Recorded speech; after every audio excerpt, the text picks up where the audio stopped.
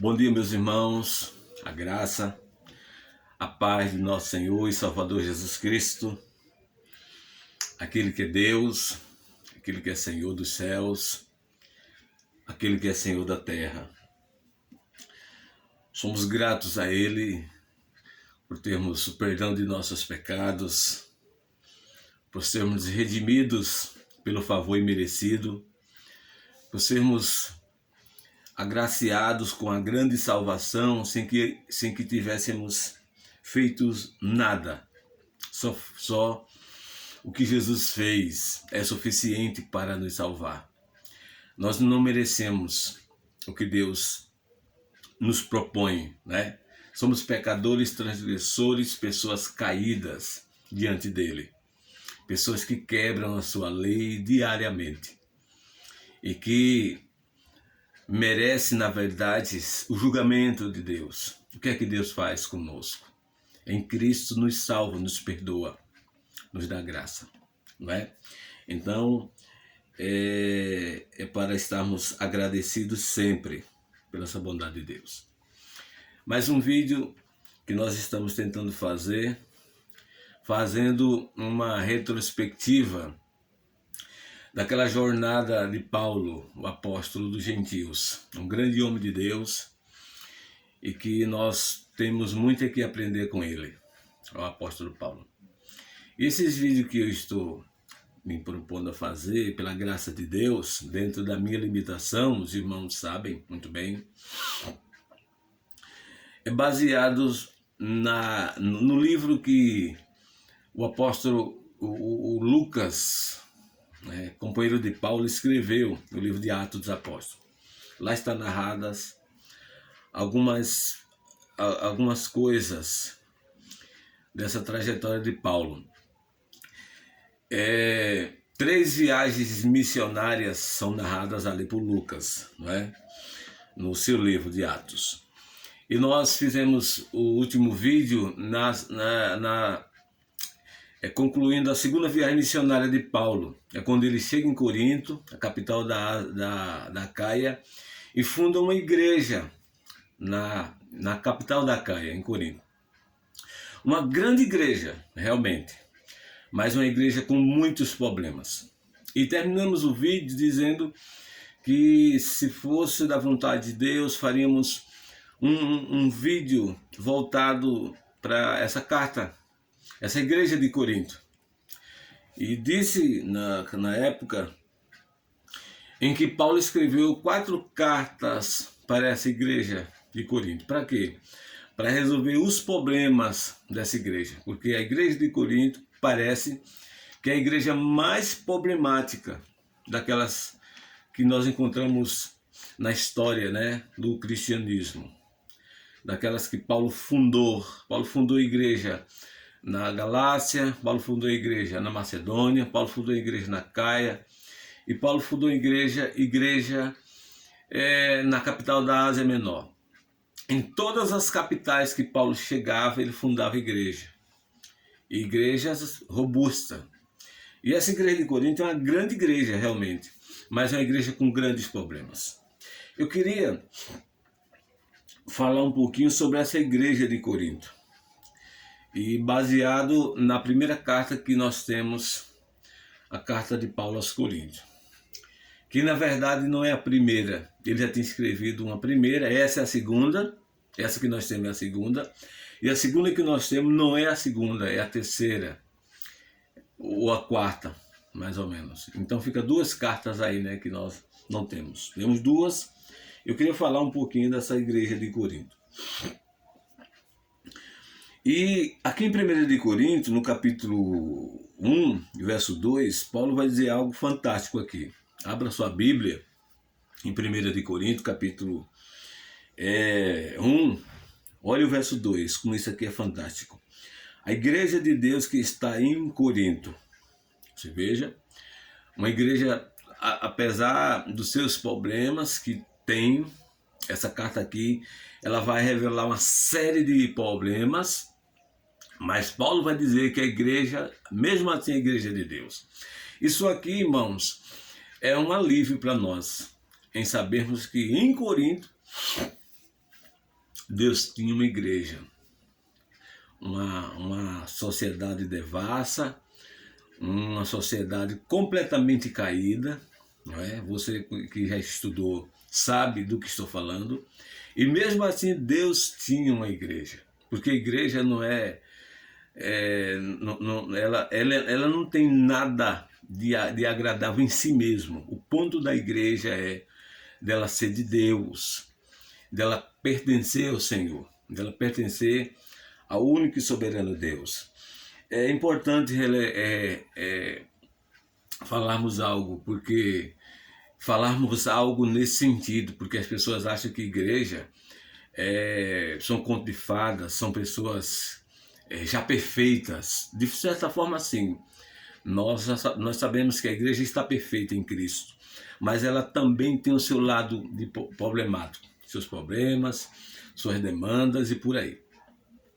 O importante é que ela seja de Deus, ela pertence a Deus e ela está engajada no projeto de Deus. E pensando na igreja, irmãos, nós podemos dizer o seguinte, que a igreja do passado é a igreja do presente.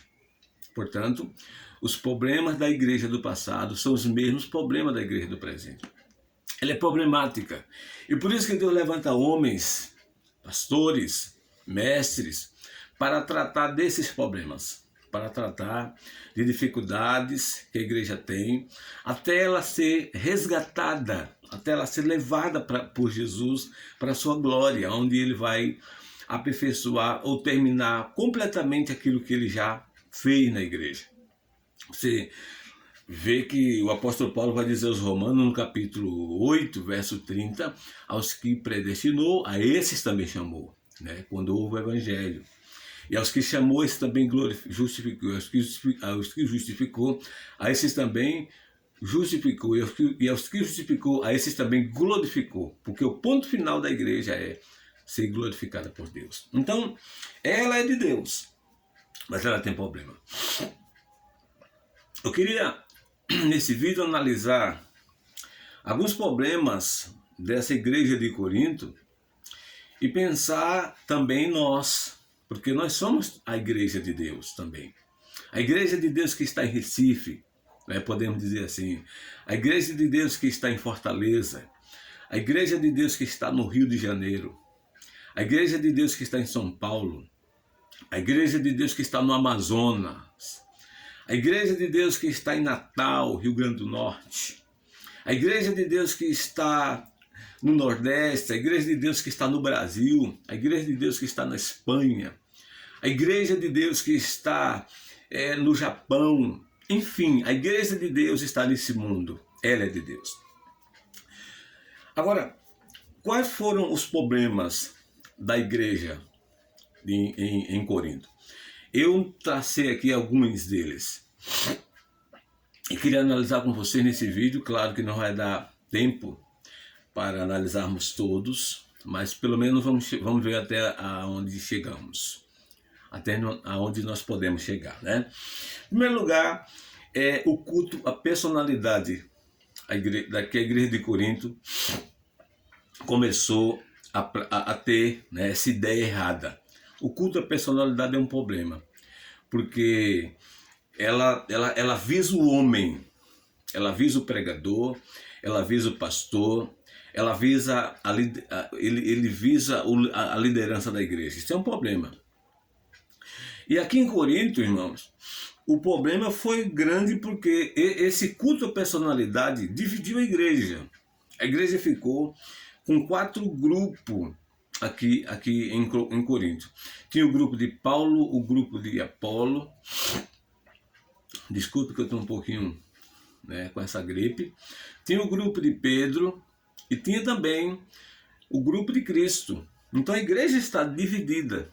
Esse culto à personalidade foi um problema que Paulo começou a combater. E Paulo escreve 4 capítulos nessa carta aos Coríntios. 4 capítulos. Capítulo 1, 2, 3, 4. É só Paulo tratando desse problema. Um problemão. porque a igreja está dividida. É interessante porque Paulo não começa tratando desses problemas. Nós podemos, como nós temos que aprender com Paulo, né? Porque, via de regra, a gente começa tratando do problema. E esquecemos do essencial. O que é o essencial? É aquilo que a igreja é. Ela é de Deus. Então, a pessoa tem que saber quem ela é para depois se livrar dos problemas que ela está praticando. Então, Paulo começa a dizer que ela é de Deus. Ele se apresenta no verso 1 do capítulo 1. Ele se apresenta como apóstolo de Jesus Cristo. Ele é apóstolo, ele tem autoridade. Não é apóstolo por si próprio, ele é apóstolo de Jesus Cristo. Em seguida, ele elogia a igreja, aí no verso 2, dizendo que a igreja é de Deus, que está em Cristo, santificada. Ela é chamada para ser santo, que a igreja ela não é apenas aqueles que estão em Corinto, está em todo lugar, ele por toda parte. E depois ele sauda ela no verso 3, sauda a igreja. A partir do verso 4, né, sauda a igreja, agradece a Deus por ela. E diz a igreja, Paulo vai dizer, quem informou ele? Aqui no verso 10, ele diz assim: rogo-vos, irmãos, pelo nome de Jesus, nosso Senhor Jesus Cristo, que faleis todos a mesma coisa, e não haja entre vós divisões, antes sejam inteiramente unidos na mesma disposição mental e no mesmo parecer. Aí ele vai dizer no verso 11, sobre a informação, a fonte da informação do problema aqui, dos problemas da igreja. Verso 11, pois a vosso respeito, meus irmãos, fui informado pelos da casa de Crói que há contenda entre vós. Olha lá, contenda. Verso 12, ele diz assim: refiro-me ao fato de cada um de vós dizer, eu sou de Paulo, aqui o grupo de Paulo, eu de Apolo, eu de Cefas e eu de Cristo. Então tinha 4 grupos, pelo menos aqui, pelas informações que Paulo recebeu, tinha 4 grupos na igreja. A igreja está dividida. Problema, porque Paulo vai aqui, irmãos, corrigir esses problemas com esses 4 capítulos. Capítulo 1, ele começa a falar quem a igreja é, elogiar a igreja, e em seguida ele vai mostrar à igreja sobre a mensagem da cruz, que a igreja ela não pode olhar para os homens, ela tem que ver Cristo, ela tem que fixar os olhos naquele que morreu na cruz. E Paulo faz algumas perguntas retóricas aqui, que desmancha totalmente essa questão do culto à personalidade. Veja o verso 13. Ele pergunta assim, olha a pergunta de Paulo. Acaso Cristo está dividido para vocês estarem vivendo essa divisão? Eu sou de Paulo, eu sou de Apolo, eu sou de Cefas, eu sou de Cristo. Acaso Cristo está dividido? Pergunta retórica. Lógico que não. Cristo é um. Depois ele faz assim, foi Paulo crucificado em favor de vós? Não. Foi Cristo quem foi crucificado, não foi Paulo, o Apolo. Foste porventura batizado em nome de Paulo? Ou seja, a pergunta de Paulo são retóricas. E ele vai dizer assim, no verso 14, dou graças a Deus, porque a nenhum de vós batizei, exceto Crispo e Gaio. Você sabe quem foi Crispo? Aquele que Paulo se hospedou em sua casa quando ele chegou em Corinto. Vocês lembram que quando ele chega em Corinto, ele se depara com um casal, né? Áquila e Priscila, que tinham vindo de Roma, natural lá do Ponto. Se une com esse casal, trabalha com esse casal, mora com esse casal, frequenta a sinagoga todos os sábados com esse casal, e o chefe da sinagoga era Crispo aqui. Ele morava vizinho à sinagoga. Ele crê no evangelho, Paulo fica na casa desse Crispo aqui. E ele crê com alguns irmãos ali de Corinto, também a família desse Crispo, e Paulo disse, eu batizei a Crispo. Por que Paulo está dizendo que E o objetivo dele não era batizar, porque Paulo, não é que Paulo é contra o batismo, não é isso. É que Paulo, ele não tinha o tempo necessário para estar batizando, discipulando, fazendo, né, cuidando ali do rebanho. É que ele era um pregador. Ele não tinha paradeiro, ele estava na Caia, ele estava na Macedônia, ele estava na Ásia Menor, ele estava em Jerusalém, por aí ele não tinha paradeiro. Por isso que ele diz que no verso 15 ele diz assim: para que ninguém diga que foi batizado em nome do meu nome. Tá vendo? Então Paulo começa a corrigir esse problema a partir do capítulo 1 de 1 Coríntios, até o capítulo 4. Depois ele fala, em seguida Paulo fala da mensagem da cruz, como ela é forte. Olha o verso 18. Certamente a palavra da cruz é loucura para os que se perdem, mas para nós que somos salvos, poder de Deus. Veja que coisa interessante. Paulo chama, apesar dos problemas da igreja de Corinto, ele diz que os irmãos de Corinto são salvos. E ele vai dizer que a palavra da cruz se perdem. É loucura para aqueles que se perdem, mas para os salvos é poder de Deus. Aí ele fala, a partir do verso 19, sobre a sabedoria de Deus em trazer o Cristo Salvador para a cruz. E ela estava destruindo a sabedoria dos sábios, a sabedoria desse mundo dos inteligentes, né? E em seguida Paulo vai falar da loucura de Deus. Olha o verso 25. Porque a loucura de Deus é mais sábia do que a dos homens, e a fraqueza de Deus é mais forte do que a dos homens. As duas perguntas aqui é: o que é a loucura de Deus e o que é a fraqueza de Deus? Cristo. Cristo é a loucura de Deus. Cristo é a fraqueza de Deus. E para quem Cristo é a loucura de Deus e para quem Cristo é a fraqueza de Deus?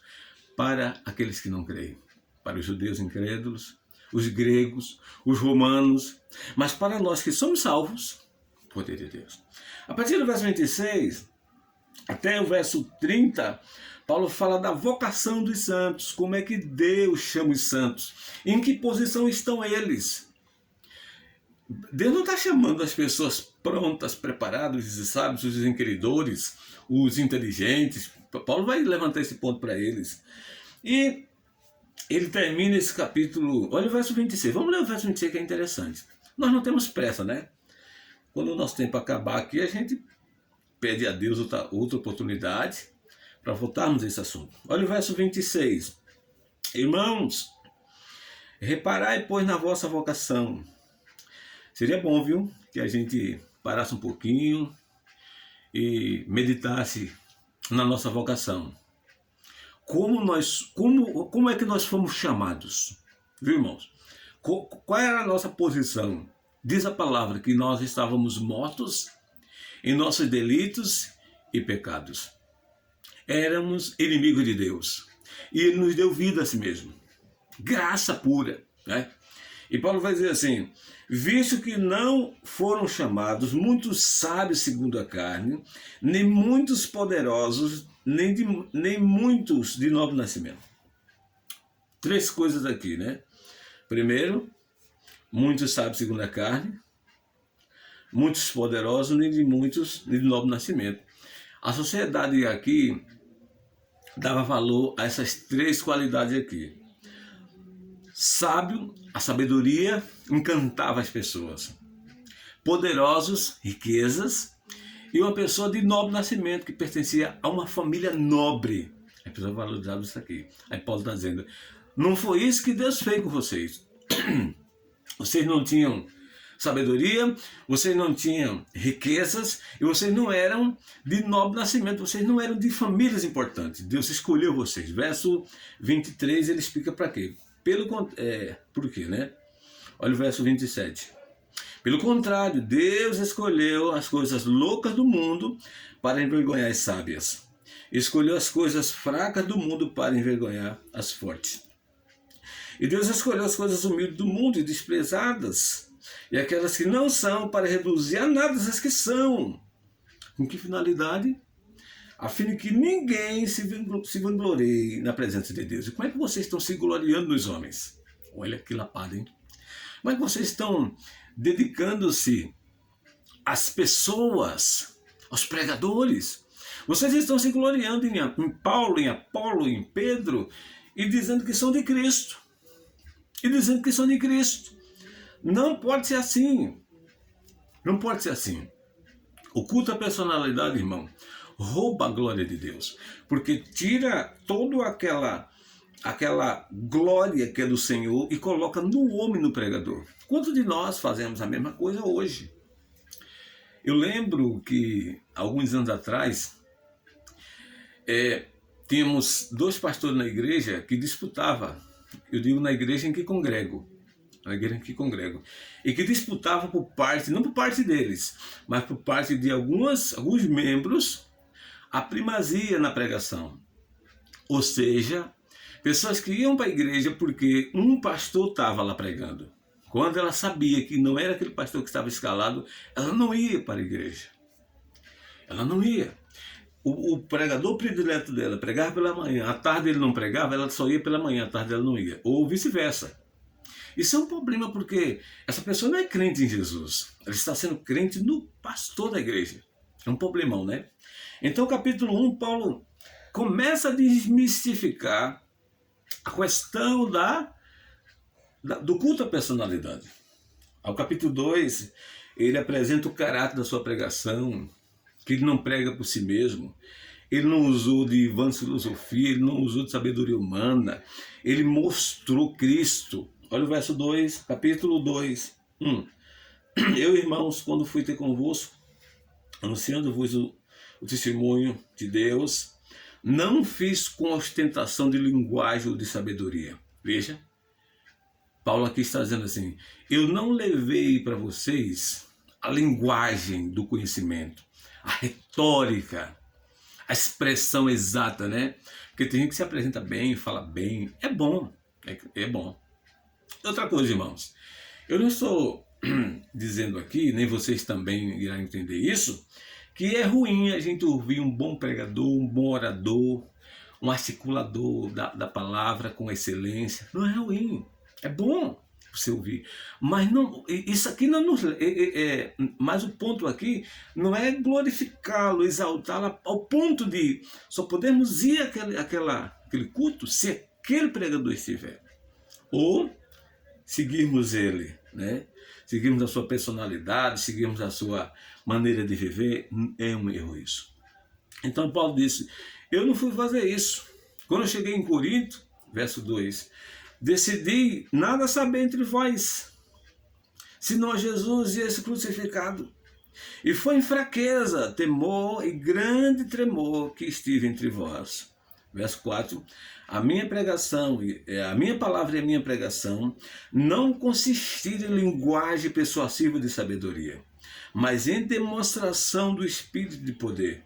Mas para quê? Verso 5, para que a vossa fé não se apoiasse em sabedoria humana, e sim no poder de Deus. Olha o que Paulo está dizendo. Eu não usei nada do ponto de vista humano. Eu tinha como fazer isso. Eu não usei. Para que vocês não se apoiassem em sabedoria humana, para que vocês não seguissem homens. Para que vocês dissessem assim, eu sou crente, porque Paulo pregou para mim. O ponto foi uma demonstração do Espírito Santo, porque eu sou fraco. Fui em fraqueza, eu estava ali em temor, eu tive medo, sou um homem também. Mas para que a vossa fé não se apoiasse em sabedoria humana, mas no poder de Deus. No verso 6 ao verso 26, Paulo vai falar do projeto do Evangelho.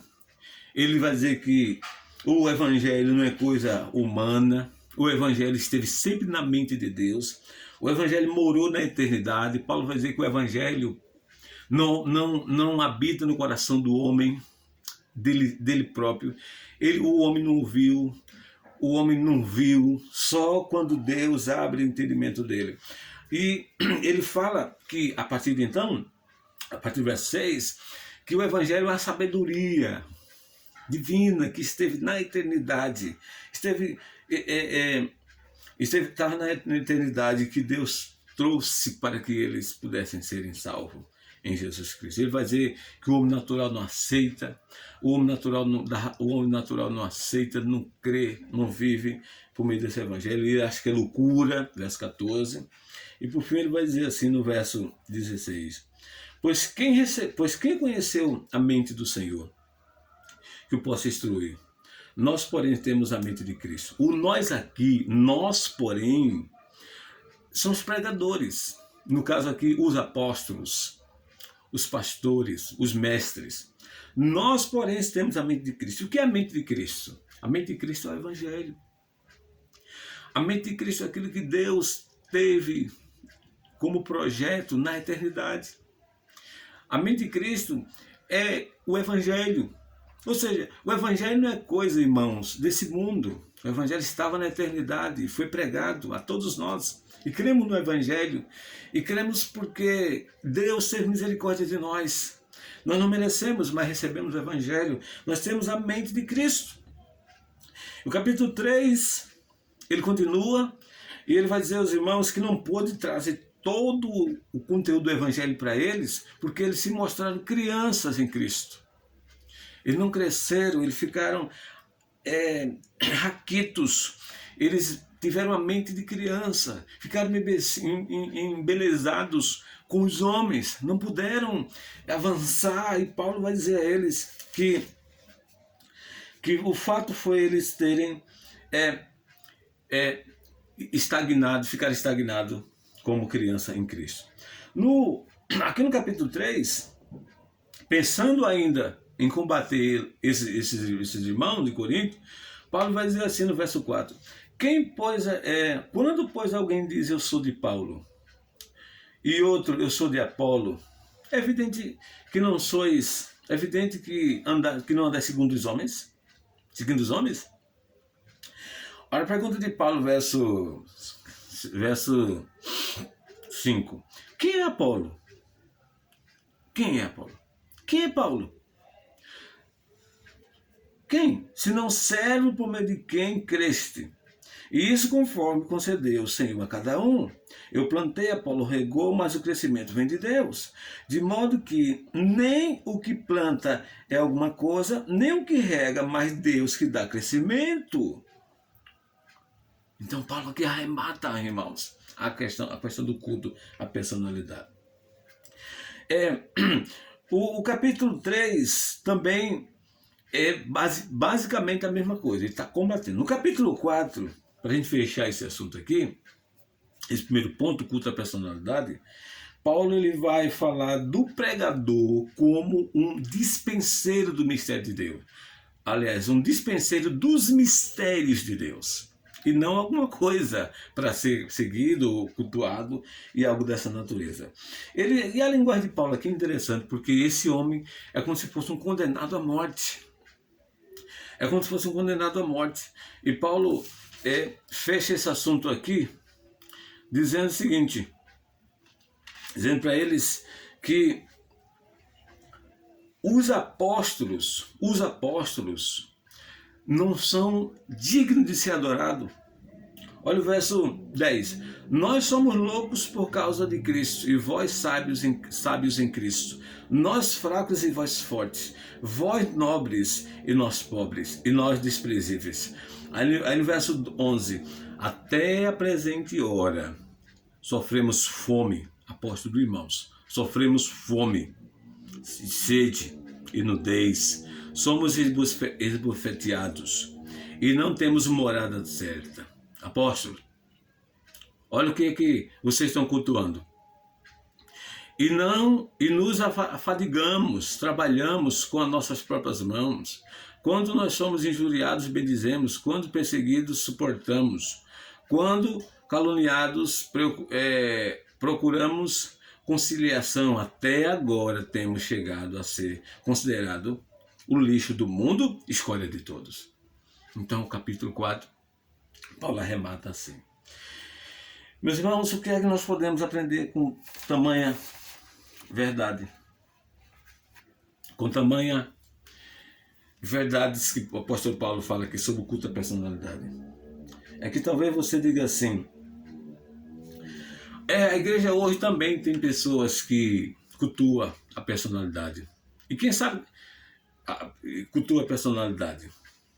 Pessoas que são aplaudidas, pessoas que são louvadas. E quem sabe que essas pessoas que fazem isso somos nós mesmos. É eu e você. Somos nós. Que em vez de glorificar a Deus pelos pregadores serem o que eles são, seguimos as personalidades, seguimos as pessoas. Quem sabe os problemas da igreja começam por nós mesmos. E se começa por nós mesmos, irmão, nós não podemos prosseguir assim. Nós não podemos prosseguir assim. Por quê? Por uma simples razão. Porque nós somos a igreja de Deus. Foi Ele quem nos salvou. E é Ele que merece a honra e a glória. É Jesus e somente Jesus digno de toda a honra e de toda a glória. Os nossos pregadores, eles são apenas servos. Os nossos pastores, eles são apenas servos. Nós devemos honrá-los, sim. Nós devemos amá-los, sim. Nós devemos viver em harmonia com eles, sim, mas nós não devemos cultuá-los. Nós não devemos adorá-los. Nós não devemos aplaudi-los, porque não são dignos disso. Eles só são apenas servos, escravos de Jesus. Eles só são apenas, irmãos, mordomos daquilo que Deus tem para cada um de nós. Um abraço, viu? Eu espero que você medite um pouco sobre essa palavra. Espero que você tenha gostado desse vídeo, dessa pequena reflexão. Se Deus permitir, nós vamos voltar com os problemas da igreja de Corinto. Porque faz parte aqui daquela palavra que Paulo disse assim: as coisas que me aconteceram serviu de progresso para o Evangelho. E uma dessas coisas é a preocupação que ele tinha com a igreja de Deus. Paulo se preocupava com a igreja de Deus, assim como todos os pastores, pregadores, mestres se preocupam com a igreja atual, com os problemas da igreja atual. Lembrando que os problemas da igreja atual são os mesmos problemas da igreja do passado. Os nossos irmãos tiveram problemas, nós também temos problemas. E o ponto é para a gente não desanimarmos, mas tratarmos os nossos problemas. Capítulo 1, 2, 3, 4, problema com o culto à personalidade. Os problemas continuam. Um abraço, fiquem todos com Deus, tenham todos um bom dia. No nome de Jesus, agradeço a vocês que se inscreveram. Continue nessa nossa força. Você que ainda não se inscreveu, se inscreva. Participe dessa obra simples, mas humilde, né? Mais importante. É simples, mais importante. Um abraço, fiquem todos com Deus. E até a próxima, se Ele assim o permitir.